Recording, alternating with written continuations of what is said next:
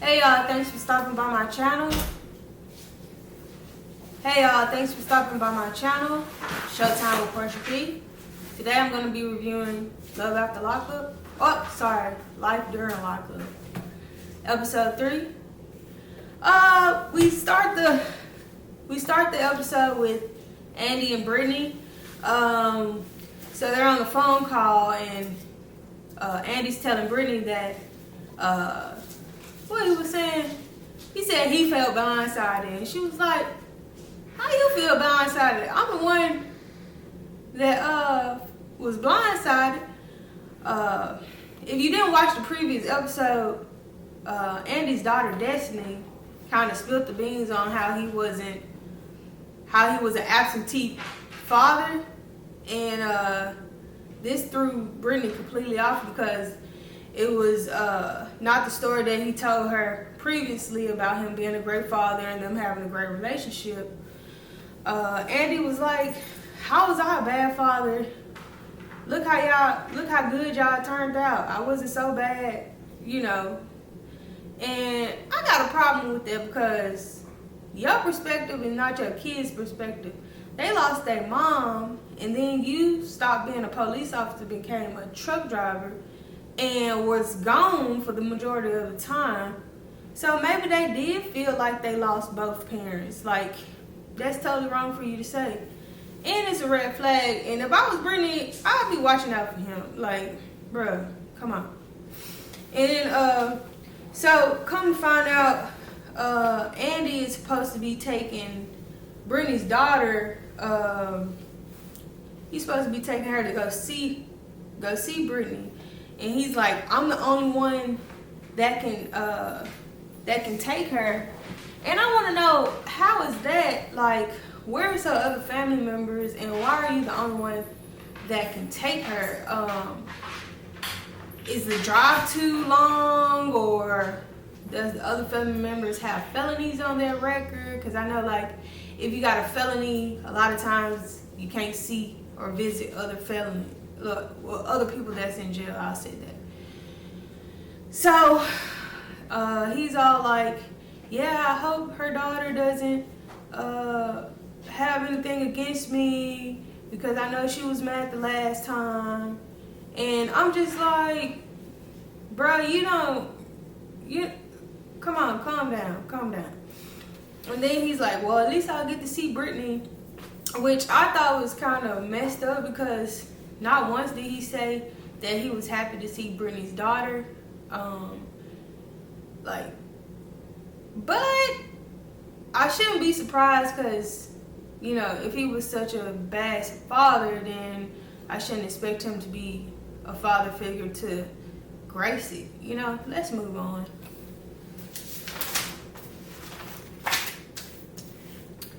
Okay, so our next couple will be Letitia and Kenneth. Kenneth opened up Our next couple will be Letitia and Kenneth. Letitia is on the phone with Kenneth, telling him everything that the lawyer said previously about it not being a good idea that he have anything to do with her business because of his record with conspiracy. And the lawyer said a lot of times conspiracy has to do with money, so he didn't think that it was a good idea that he be in charge of people's finances, taxes, and stuff like that, because that's the kind of business that Letitia had. And really, he made a valid point, but when Letitia tried to tell Kenneth what the lawyer said, he was really upset about it, and she tried to like retract her statement. And it was like, "No, babe, I didn't mean it like that." And he was like, "No, you meant it. You know, stand on what you're saying." Now he's saying that he is having second thoughts about the relationship. Like, dude, how you gonna get mad This like if you love her, you want her to keep her business. You want to be trying to mess it up potentially. If you knew it was a way that you could potentially mess up her business, you know you wouldn't be doing all that. Like to me, it just shows that he don't care nothing about Letitia or her business, and he just want to do what he want to do. You see. Okay. Give me 1 second, y'all.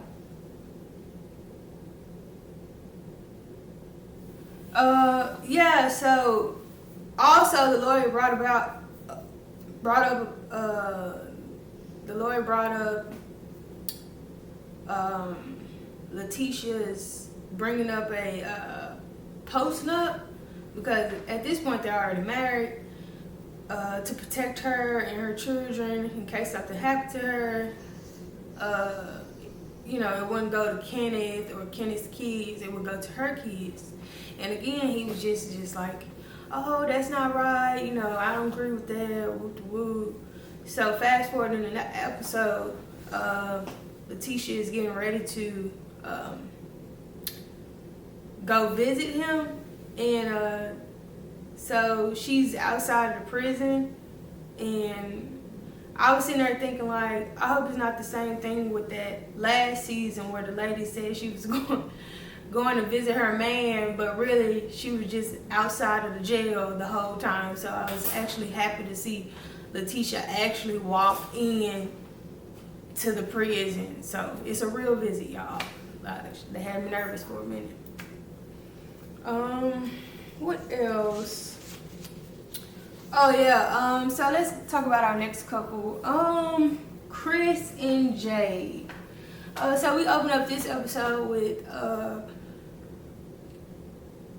Jade's sister Jess, or Jessica, talking to Chris and trying to make things right, because on the previous episode they got into it, and she's all like, hey, you know, I want to mend fences, I don't want to, you know, I don't want to be beefing with you. And he's all like, well, action speaks louder than words. And then he tells Jade that her sister needs to keep herself in check. And I'm like, hold on now, keep herself in check. Like, who are you? Like, you behind bars, dude. You lucky if you get a phone call. You lucky if they answer the phone.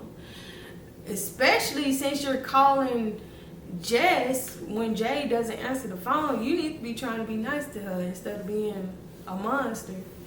But yeah, so we see in this episode that Jess and Jade are about to go to I didn't catch it. It was either South Dakota or Minnesota, I'm not sure, but they're going to Chris's prison. They're traveling for a powwow, and the powwow is like when all the Native Americans in the prison get together and like eat food and dance. And I think they get like 24 hours with just them and their family and everything.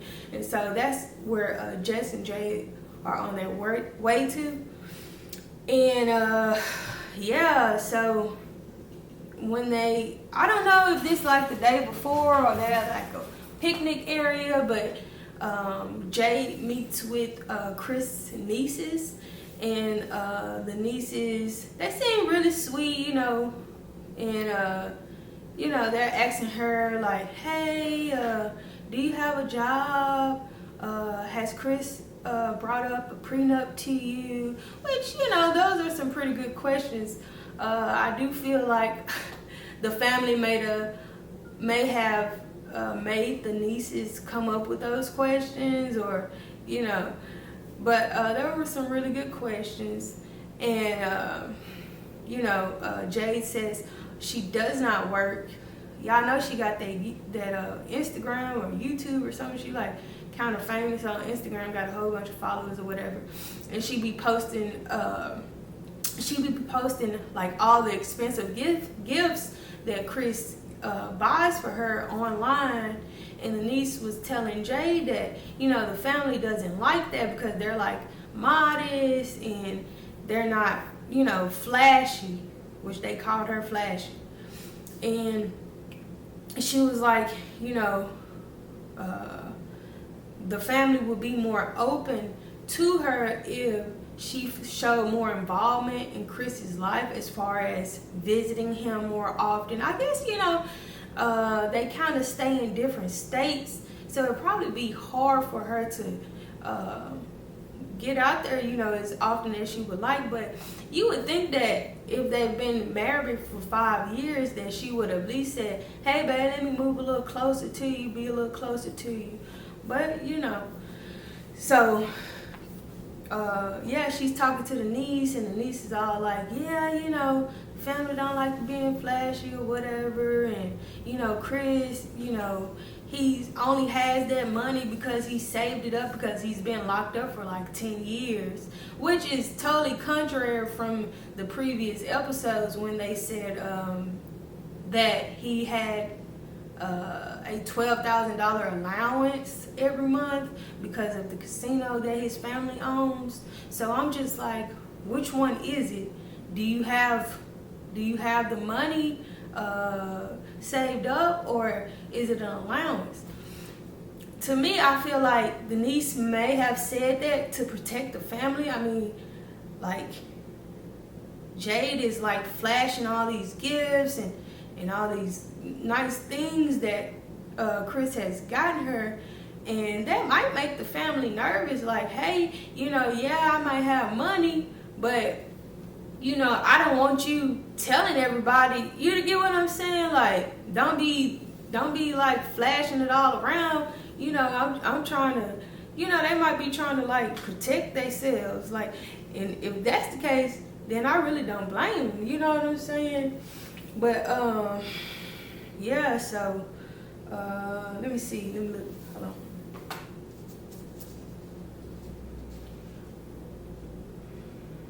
But yeah. Going back to the whole thing about Chris not wanting her to have a job, like, I can see that because he's really controlling, and he might not want her to have a job so she can be there to answer his calls whenever he calls. You get what I'm saying? If she at work, then she won't be able to make, you know, answer that call, and she will have an excuse to why she can't answer the call, because hey, I'm at work. You know, a lot of jobs not gonna let you be on the phone like that. You get what I'm saying? So I believe that he probably don't want her to work, you know, and to depend on him. You get what I'm saying? Because that's all he has. I would be concerned, like, when he got out, like, how would that dynamic be? Like, would he be an ass? You know what I'm saying? Or would he be? Because right now it's just looking like he gonna be like on top of her. And I feel like she might be in danger. Look. So let me see. Let me see where I'm at. So now we talking about, let me see. Are we on Savannah and Jake yet? Yeah, we about to be on Savannah and Jake, y'all. Give me 1 second. Let me see. I wrote down notes. Okay. So we open up with Jake and Savannah.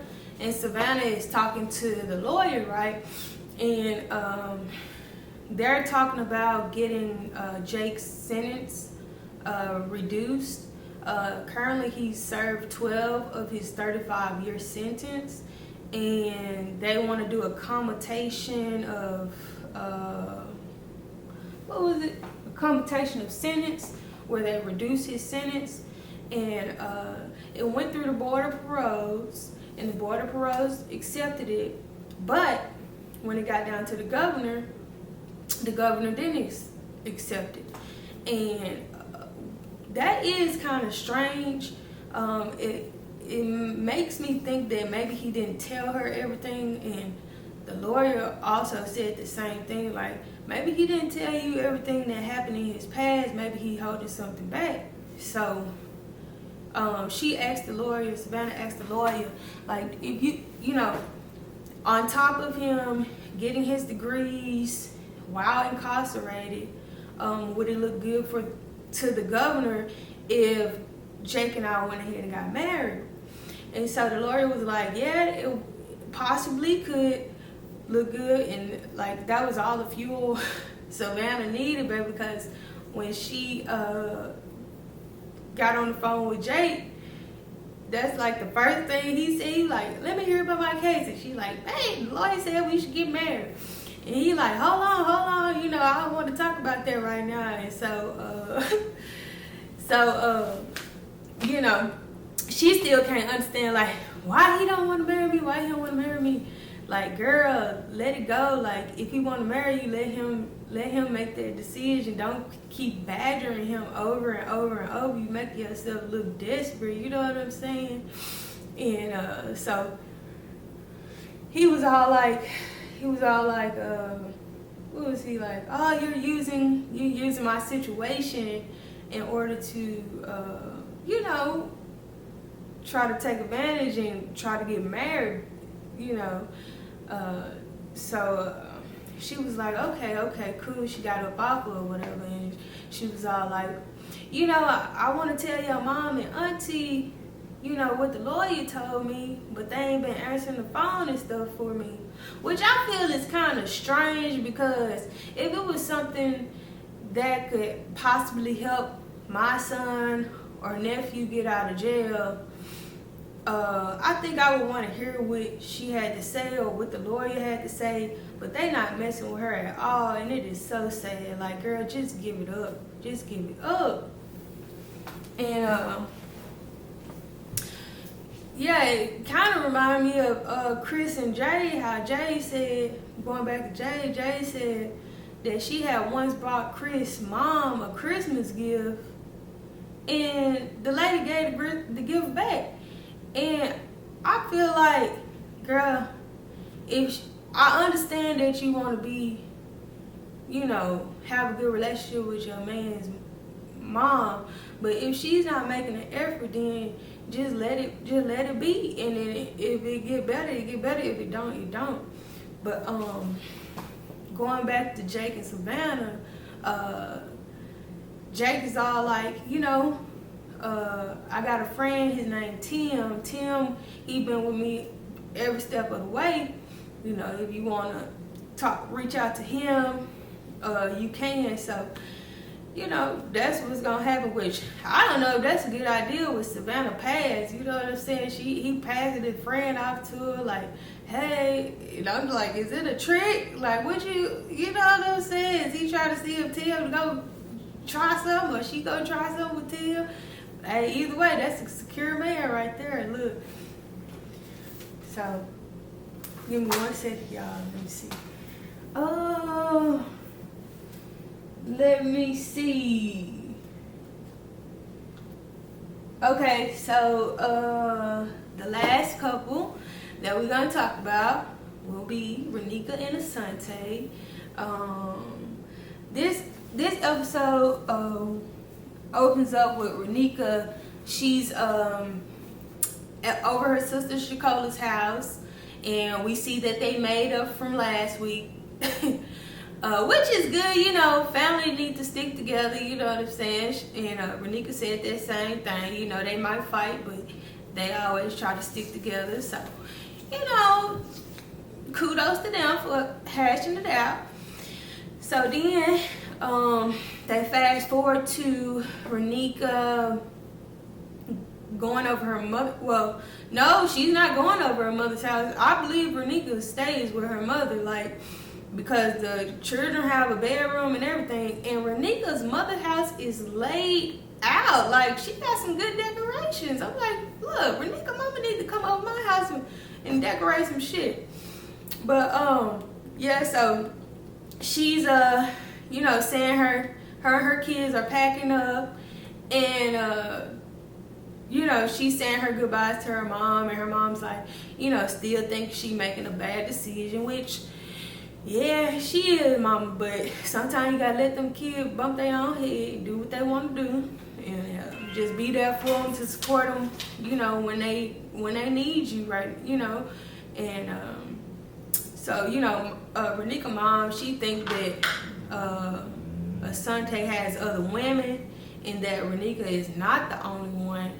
And I feel like she might be right because fast forward to them leaving and making it to Georgia, Renika and her kids, they're not staying at their place right now. I don't know what that's all about, but it makes sense because Renika didn't have her own place in Kentucky, so it makes sense that she would be like renting something out, even though they're trying to like pass it off as like, oh, the movers haven't came yet, But hey, that's for TV, They gotta make it look good, right? And so while in Georgia, Renika's friend Ray comes over, and Ray, she immediately like, yeah, I don't know. I don't trust Asante or whatever. And Ray's over there because Renika's supposed to be going to visit Asante, and she wants someone to keep her kids while she's away seeing him. And so while Ray's over there, Ray like, hey, have you ever looked at his Instagram? Let's go look at his Instagram. So, excuse me. So they go look at Asante's Instagram and found like he got like five women, and he's got 5 women on his Instagram that's like all in his comments. And one of the girls like left her number, and they found out like, oh, that was from 2 weeks ago. And so now I'm like, nah, Ray, why you get this girl this idea to go on Instagram now? You know you wrong for that. But at the same time, you gotta look out for your friend, because these be some dog tip. You